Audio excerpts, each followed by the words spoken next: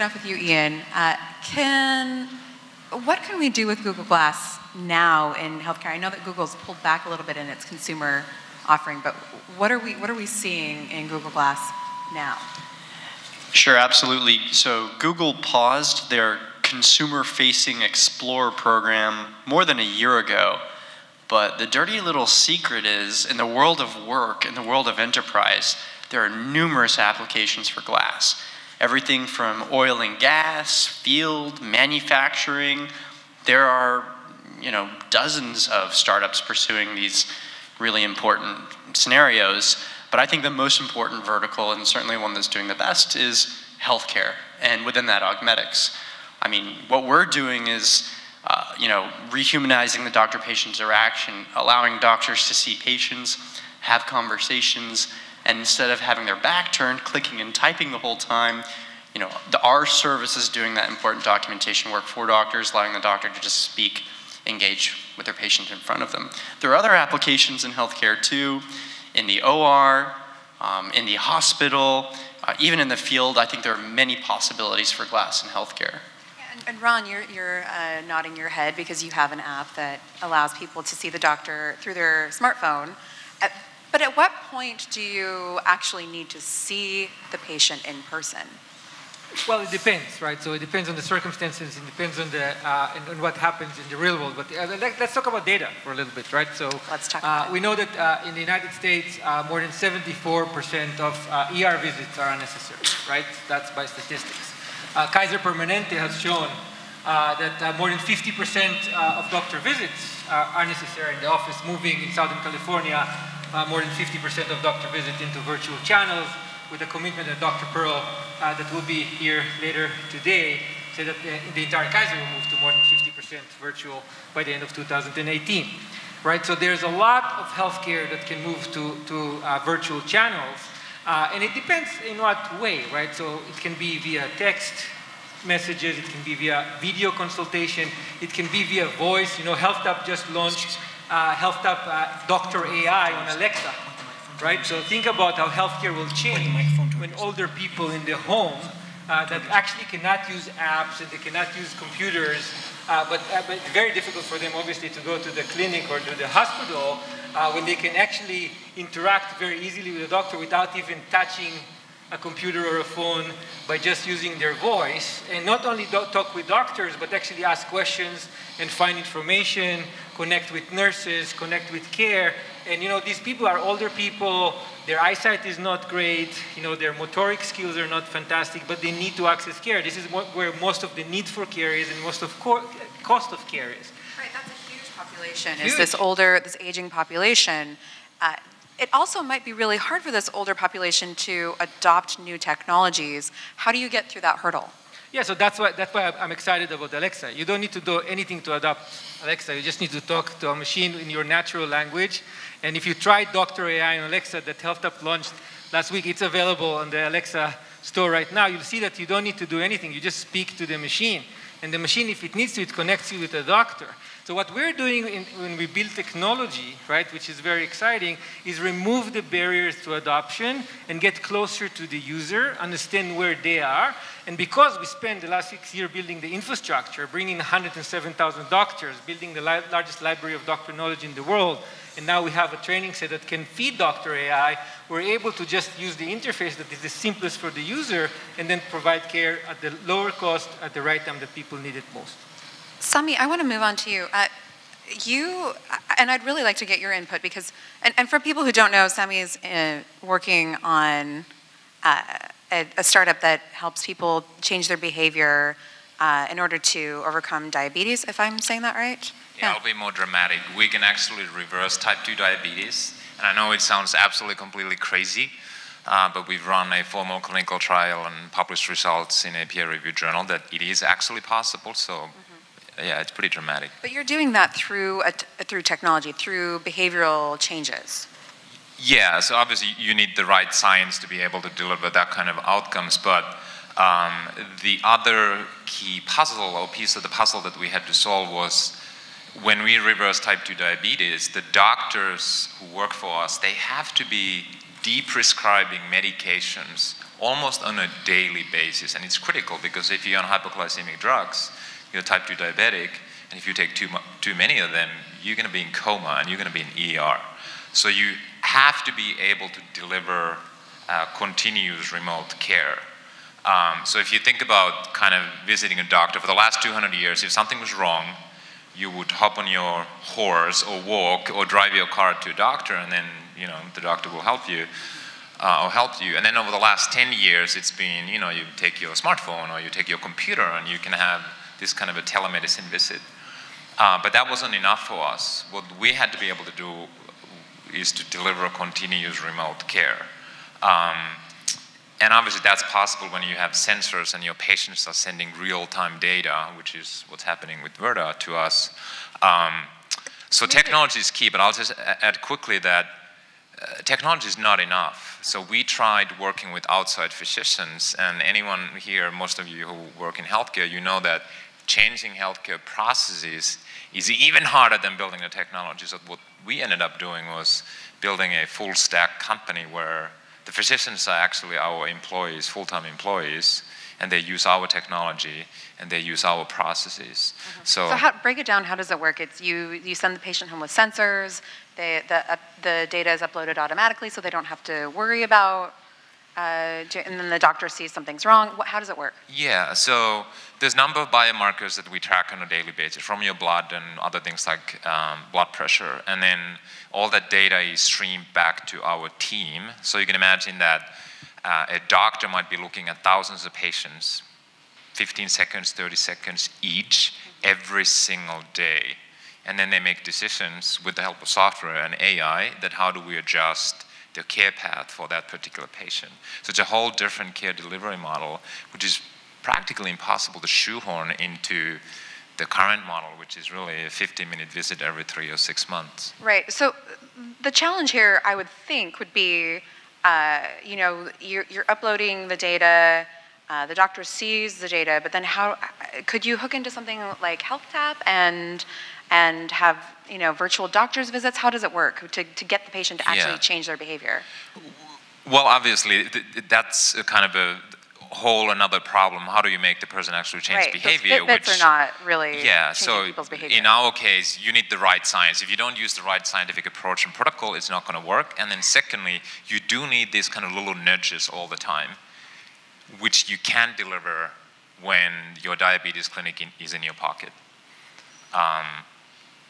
Okay. You're still not convinced. No, then you have to read out your What is the right procedure? How do you approach this? What's the better way to approach it? What's the better way to approach reversing type 2 diabetes? Yes. Yeah. You seem to have figured something out. You're very confident about that. So for us, it's really at the high level, there's two key things. You need the right science to address the root cause of insulin resistance, which comes down to, at the simplistic level, individualized carbohydrate intake, which you can individualize around any existing lifestyle or diet. So the key thing is that you have to be able to individualize the intervention around your existing lifestyle. Because if you go and take a Midwestern person who says, I'm going to barbecue every single afternoon, and you tell that person to go vegan, it's not going to happen. Or if you tell the vegan, maybe a Southeast Asian person who's vegan or vegetarian by religion, you can't tell that person to start eating, burgers every day. So that's one key cornerstone. And the second one is you have to be able to touch that patient multiple times a day. Unfortunately, with tech, you can do that. But if we do that through HealthTap, there's a fee each time you see a doctor. Ron. No, not necessarily so. So HealthTap actually now works mostly with insurance companies, large providers, government, large self-insured employers that actually buy these kind of programs that actually we are working with developers just like Sami. And Sami, for those of you who didn't know, actually started an extremely successful company, so he knows very well what he's doing, but focusing on diabetes. But we partner with partners like Sami together to work on our platform and deliver these kind of programs to some of the populations that we're working with. So we have the infrastructure with the health operating system, with a personal health record, with the content that we created. We served more than 5.7 billion doctor answers. So there's very rich content on diabetes, for example. Lots of questions that people ask doctors about diabetes. We have connectivity with doctors, so we can easily connect via text, video, voice, now via Alexa. The patient, doesn't matter where they are at the home, with the doctors, with the program that is created on the platform.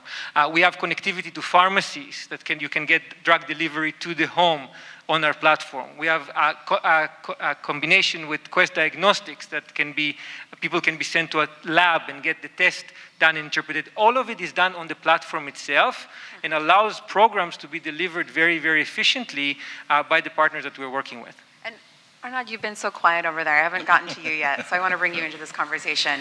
Ron mentioned you could do this anywhere. Probably talk to anyone working on overcoming diabetes anywhere. But I want to hear from you about what's the international landscape for wearable technology when it comes to health and changing behavior?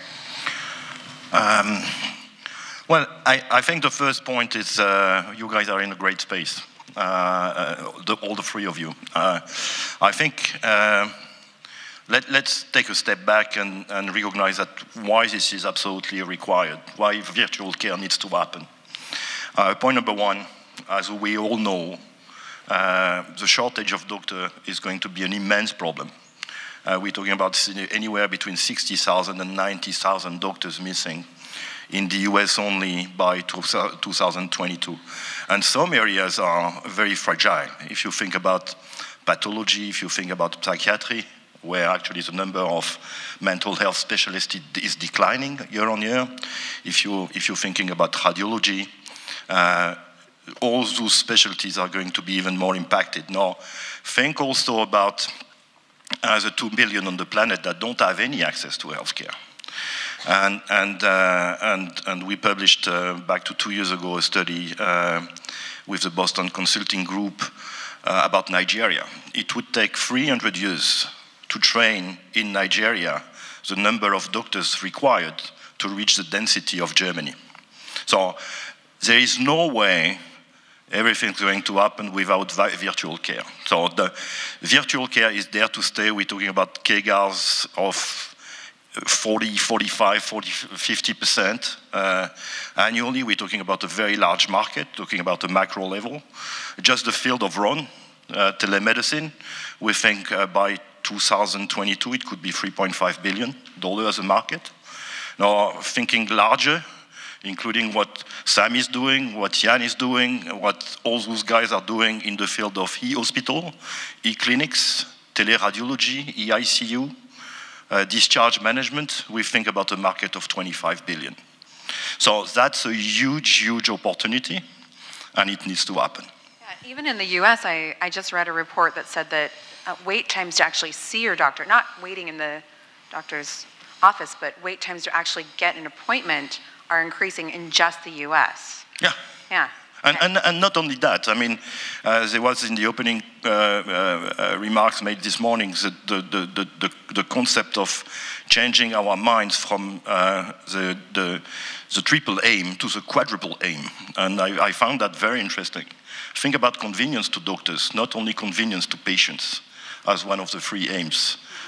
Think about what it takes at this point, and I know that's precisely your field.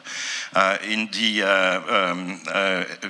Journal of Emergency Medicine 2 years ago, we found that 44% of emergency specialist time is spent in keying in data, 28% in facing patients. So the number of mega trends that are going to drive that wave is just not only about convenience to patients, it's about the need, and it's about also physicians' convenience. I think the AMA recently released a study showing that it takes on average 18 clicks to order an aspirin in a hospital environment. There you go. And I think every year we're actually adding to that.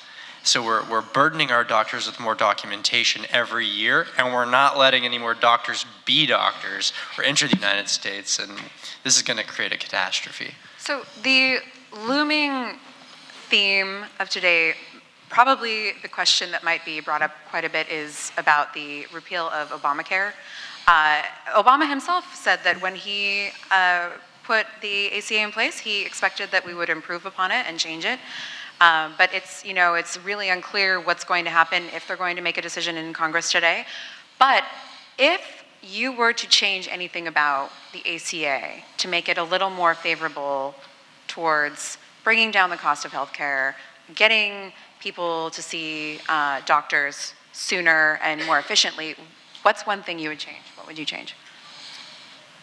Well, first of all, I don't have an American passport, so I can't even vote. So I've told myself and my wife that I don't talk about politics because I really can't influence it directly. But what I would say is, I think there's bipartisan support towards improving outcomes and lowering costs. And since I can't vote, I'm trying to change the world in the US for the better as an entrepreneur. So what we do is, we're all about outcomes. So if we can't reverse type 2 diabetes in a given patient, I don't want to get paid. So our value proposition both to the patient and the payer and the self-funded company is, you're paying $10,000, $11,000, $12,000 a year per person who's living with type 2 diabetes. You're managing them and paying $12,000 for that care. We'll come in and we reverse the disease, and if we are successful, and only if we are successful, you pay for us. So if the entire healthcare operated on this premise, I think we would have way healthier patients and we would spend way much money. And I think there's absolutely bipartisan support for that, regardless of what happens to the ACA. What about you, Ron? Yeah, I would just...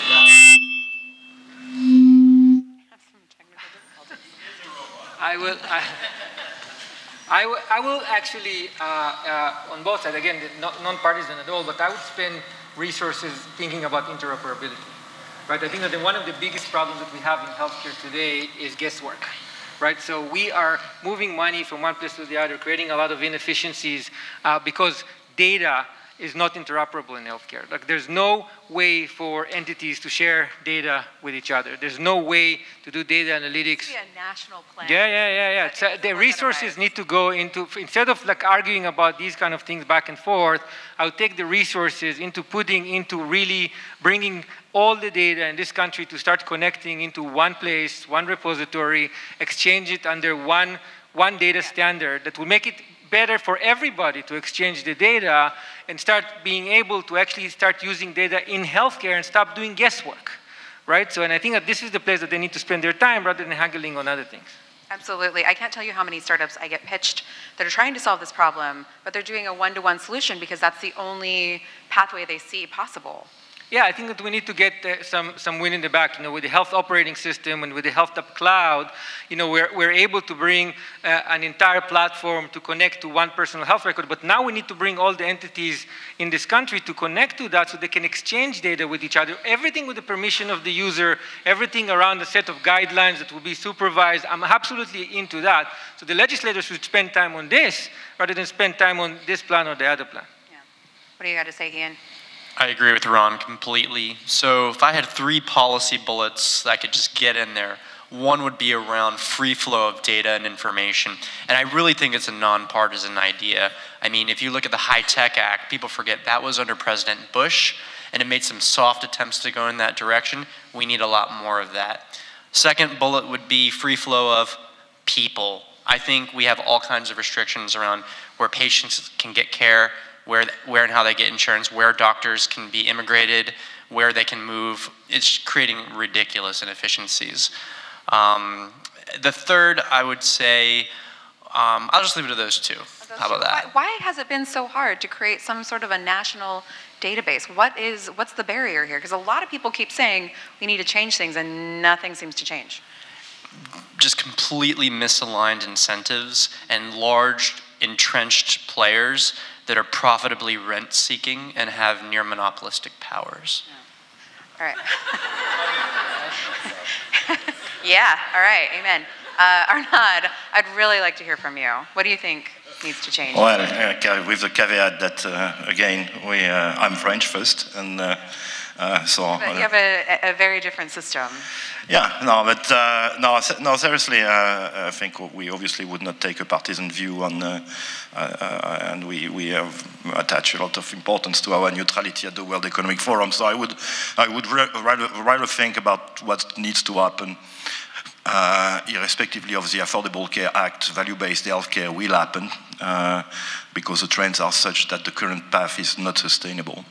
So I would look into two things. I would look into incentives, and incentive can be changed without adding any cost in the system. I was with Philips Healthcare for 11 years, and we have been trying to market a remote patient monitoring solution for managing patients post-discharge and avoid readmission. And we have been managing this business with 3,000 or 4,000 patients. It was languishing, not moving. The moment hospitals were not going to be paid for an overadmission within 30 days of an event or an episode, the moment those hospitals were not going to be paid, our business got multiplied tenfold in a matter of 6 months. That's how fast changes of incentives can make a difference. The other thing is I would look at regulations. And I think you're probably facing some of that, Ron. I mean, interstate care, state boards of medicine not having the right views on telemedicine, ironically, the ones most in need, such as Texas, for instance, being the most difficult. So I think having the right dialogue with the policymakers in a trustful manner to actually harmonize such regulations could have also a big impact, and it's not costing anything either. Mm-hmm. Ian, are you facing any kind of regulatory hurdles in what you're in with Augmedix? And if so, I mean, what are they? I'm assuming you are. You know, interestingly, not so much. You know, in this era under this administration, I mean, with like hacking, privacy, there's got to be all sorts of different issues. Interestingly, no. I mean, you might think about this administration curbing the flow of humans in and out of the United States. We're not bringing people in and out of the United States. We're bringing bits and bytes in and out of the United States, and I don't think there's any way to slow that down, stop that, or curb that, and we don't see any likelihood of that happening. So yeah, you know, HIPAA's been around for many years.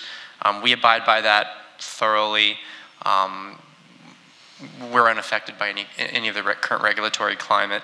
I will say, though, that there are other startups that are very threatened by it, and so it's a very mixed feeling out there, I would say.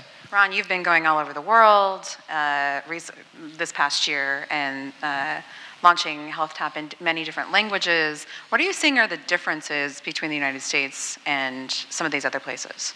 Yeah, it's fascinating. I think that seeing healthcare happening everywhere in the world, and we are now in Europe, in Asia, in Africa, in South America, and first of all, I talk about commonalities because before we start talking about differences, I'm always excited to see how the baseline is common, right? If you go to the fundamental of better care at a lower cost, right? So how do we create efficiencies using technology to reduce the cost of care, but to provide faster access? Everyone wants faster access, get in front of doctors quicker. Everyone wants more convenience, and everyone wants lower cost. So I think that the baseline is the same, and that's important. Now, every country has different flavors, which is really fascinating. And I think that what's important for us, and we're doing it all over the world, is partnering with local entities that are helping us understand the flavor of the local environment. And that can be all the way from the regulatory side of things. It varies a little bit around countries. But also, even on the clinical side, it's fascinating. So I was in Hong Kong a couple of weeks ago, and I spent time with one of the largest providers in Hong Kong, and I toured the clinics, because I always like going, because I'm a product guy, so I like going into the clinic itself, talking with the patient, talking with the doctors. And I was fascinated by what I saw in Chinese medicine, for example. And I thought about it as something that can be complementary to what we're doing, right, in Western medicine. So they're doing Western medicine in the core of what they're doing, but they're augmenting it in the lifestyle side or the health prevention and maintenance side in a lot of thinking, holistic thinking about what happens between doctor visits, right? And I thought about how beautiful it will be if we can start connecting doctors all over the world together to disseminate some of the knowledge that they have locally and take the commonalities in place, which I think is about 90%, but actually capitalize on the differences that are so interesting and can help one another. So one of the biggest missions for us going forward is not only to connect patients and doctors all over the world, but also connect doctors. And I think that the world will change when that happens. All right. Well, we are at time. You guys have been really great. Thank you so much for sharing your thoughts with me.